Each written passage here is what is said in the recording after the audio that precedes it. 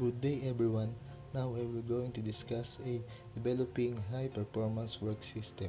When we say high performance work system are composed of practices that can facilitate employee involvement, skills enhancement and motivation. Number one, analyze the business strategy.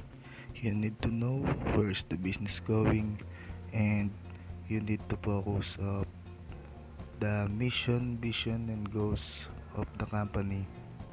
You need to know what are the strengths and weaknesses of the business, and you need to know what threats and opportunities face the business. You can take advantage and opportunities and protect against threats, but you can change them. Example, include competitors' prices of raw materials and customer shopping trends. Number 2. Define the desired performance culture of the business and the objectives of the exercise. Use the list of characteristics above as a starting point and produce a list that is aligned to the culture and context of the business, and a statement of the objectives of developing an HPWS. High performance work system provide the means for creating a performance culture. They embody ways of thinking about performance in organizations and how it can be improved. Number 3, analyze the existing arrangement. You need to know what is happening now in the form of practices, attitudes, and behaviors. What do we want people to do differently? You need to know what should be happening. What do people feel about it? The more involvement in this analysis from all stakeholders, the better. Number 4. Identify the gaps between what is and what should be. You need to clarify the specific practices where there is considerable room for improvement. Number 5. Draw up a list of practices that need to be introduced or improved. At this stage, only a broad definition should be produced of what ideal needs to be. Number 6. Establish complementaries. You need to identify the practices that can be linked together in bundles in order to complement and support one another. Number 7. Assess practicality.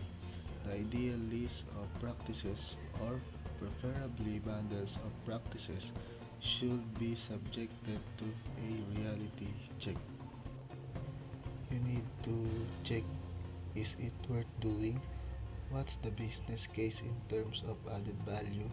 What contribution will it make to supporting the achievement of the organization strategic goals? Can it be done? Who does it? Have we the resources to do it? How do we manage the change? Let's proceed to number 8, prioritize. In the light of the assessment of practicalities, decide on the priorities that should be given to introducing new or improved practices. A realistic approach is essential. There will be a limit on how much can be done at once or any future time.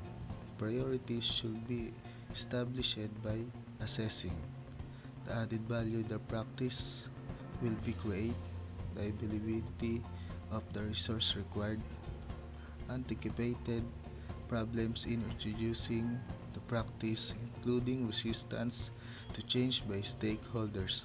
Too much should be not be made of this change can be managed, but there is much to be said for achieving some quick wins. The extent to be which practices can form bundles of mutuality supporting practices. Number 9. Define project objectives.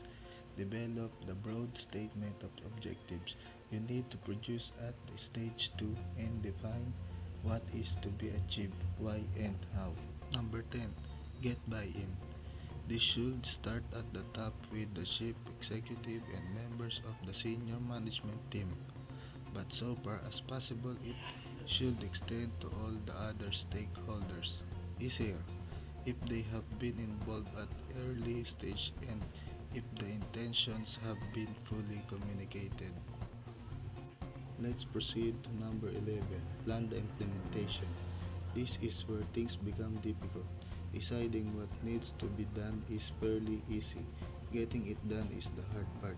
The implementation plan needs to cover who takes the lead. This must come from the top of the organization. Nothing will work without it. Who managed the project and who else is involved. The timetable for development and introduction. The resource, people and money required. How the change program will be managed including communication and further reconciliation. The success criteria for the project. And lastly, number 12, implement.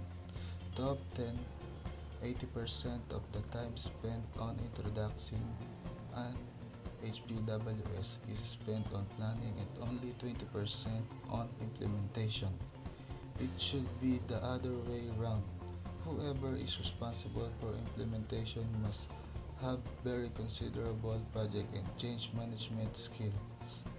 And that's all the 12 steps of how to develop a high performance work system. Thank you for listening and watching.